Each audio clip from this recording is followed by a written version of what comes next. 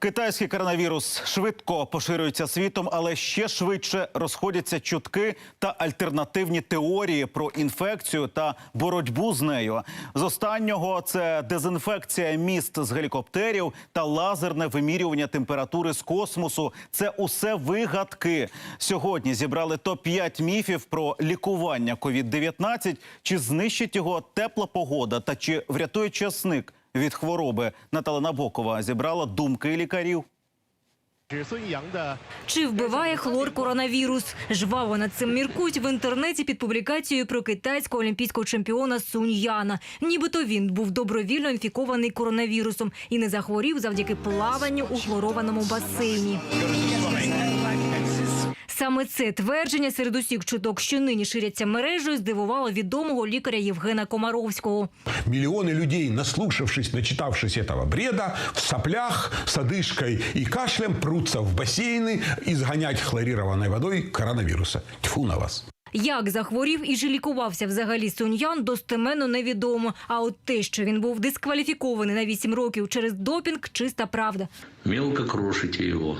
Лише ножем без усілякої чавилки. Такий рецепт приготування часника стрімко шириться мережею. Колишній санітарний лікар вбачає в цьому деякий сенс. Це дійсно часник як бактерицидний засіб. Він зменшує кількість збудників навколишнього середовища, а також на слизових оболонок. Але не лікує. Однак жоден лікар не радить дослухатися до інтернет-поради, вживати дріблений часник наче серце або перед сном.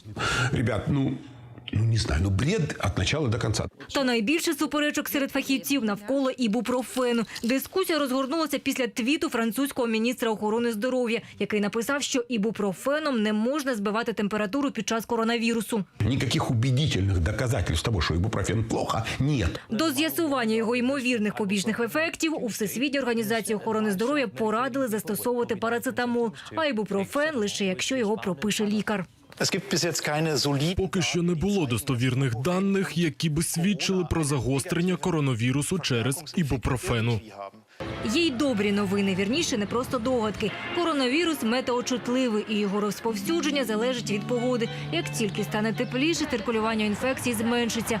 Поки ж епідеміологи закликають не нехтувати профілактикою, обробляти усі поверхні антисептиком і носити маски. Вони й справді затримують коронавірус, зокрема у приміщенні, де кашляв хворий.